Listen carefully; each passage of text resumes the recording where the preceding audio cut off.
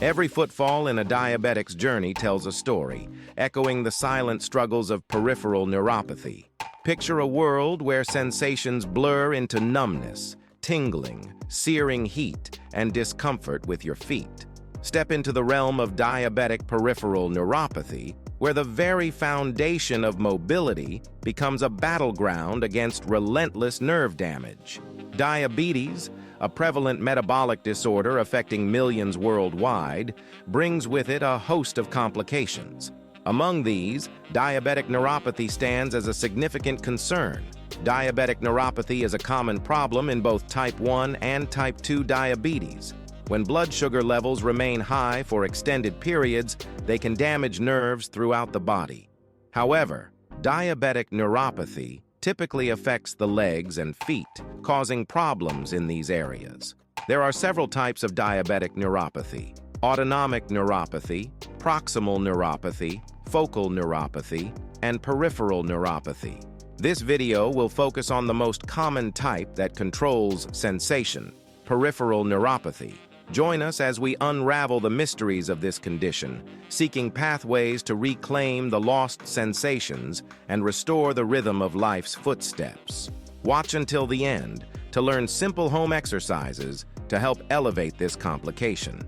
Before we dive deeper into this topic, if you found this video useful, please consider subscribing and hitting the notification bell for more diabetes insights. Thank you for your support.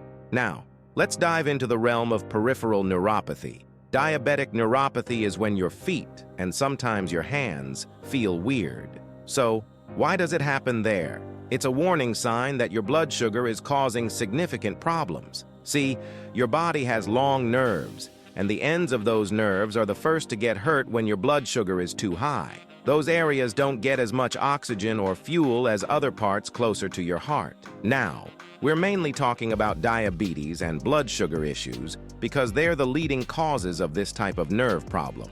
But other things could cause it, like certain medications, diseases like Lyme disease, or treatments like chemotherapy. Diabetes can mess with a few things in your body, like your nerves, arteries, eyes, and kidneys. But peripheral neuropathy can be a real pain because, well, you have to walk on those feet. Sometimes it feels like too much sensation. Other times it burns or hurts a lot. Sometimes it's just itchy. But whatever the feeling, it's because something strange is happening with your nerves. So how are we going to manage this? If you have diabetes, you have a lot to handle, like checking your blood sugar, eating right, staying active, taking meds, and seeing the doctor. With all that going on, you should also think about your feet, and taking care of them every day is super important to avoid foot problems down the road. Almost half of folks with diabetes have nerve problems. These can happen anywhere in your body, but your feet and legs are usually where they hit the hardest. When nerves get damaged, you might not feel much in your feet anymore. Some people with nerve damage might feel numb, tingly, or in pain, while others might not feel anything at all. When nerves are damaged, you might not notice if something hurts, is hot, or is cold. Not feeling pain might seem friendly, but it's risky. Pain is like your body's alarm system telling you when something's not right so you can fix it. If you can't feel pain in your feet, you might miss signs of cuts, blisters, or sores. And these little issues can turn into big problems if you don't take care of them early on. There are several steps you can take to address this. Number 1, daily foot care. Inspect your feet every day for cuts, sores, blisters, or signs of infection.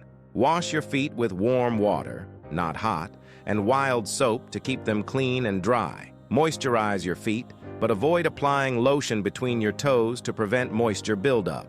Number 2, protective footwear. Wear well-fitting shoes and socks to shield your feet from cuts and bruises. Opt for comfortable footwear that doesn't rub or squeeze, reducing the risk of blisters and ulcers. Avoid going barefoot, particularly outdoors, where sharp objects and uneven surfaces pose hazards. Ensure no pebbles or objects are inside your shoes and the lining feels smooth. Number 3, cut your toenails in a straight line. Cut your toenails straight across and gently smooth any sharp edges with a nail file. If you can't see or reach your feet, have a foot doctor, podiatrist, trim your toenails.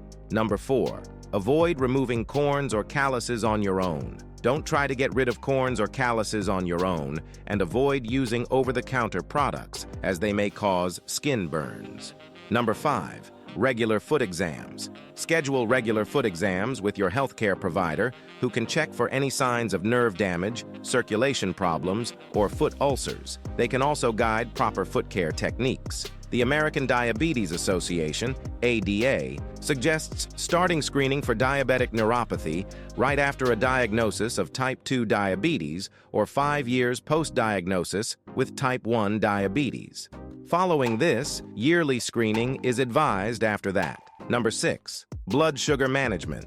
As advised by your healthcare provider, keep your blood sugar levels within your target range. Consistently high blood sugar levels can worsen nerve damage and impair wound healing.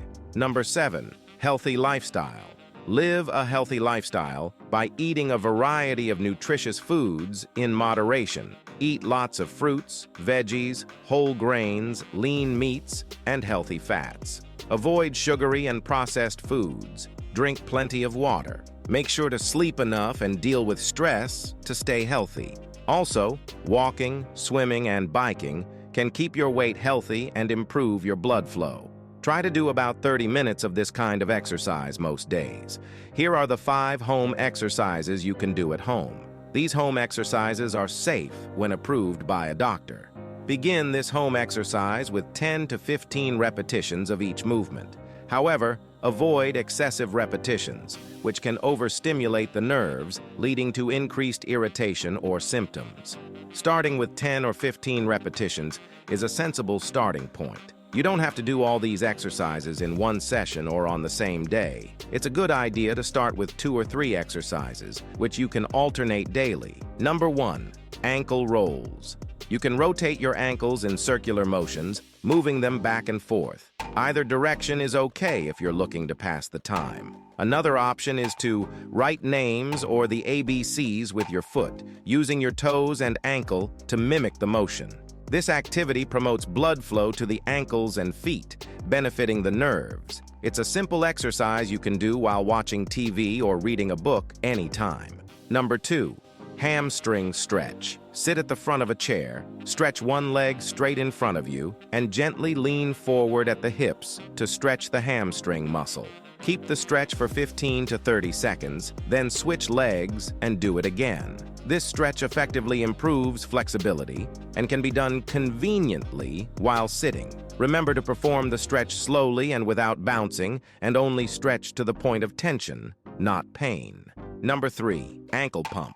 Stand with support, like a countertop or sturdy chair back. Bend your knee and flex your ankle back and forth. This increases blood flow to your whole leg, benefiting the nerves. Alternate bending your knee and pumping your ankle. Start with 10 to 15 repetitions on each side, or kick back and forth to stimulate blood moving to the lower legs and feet.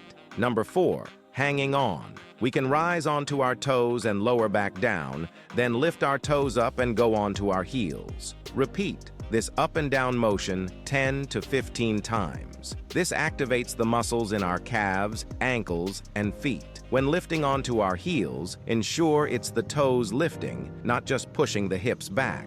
Alternate this movement back and forth for muscle activation. Number 5. Desensitization. To stimulate the nerves and promote desensitization, use tactile stimulation with a textured ball like a tennis ball or golf ball. Roll the underside of your foot on the ball in different directions for 2 to 5 minutes on each foot. This helps massage muscles, release tension, and improve blood flow while stimulating nerve endings. Repeat this exercise once or twice a day, several times if needed, to enhance sensory cues and promote nerve health. In conclusion, incorporating these exercises and techniques into your routine can help manage diabetic peripheral neuropathy and promote foot health. Always seek advice from your doctor for a new exercise plan, especially if you already have health problems.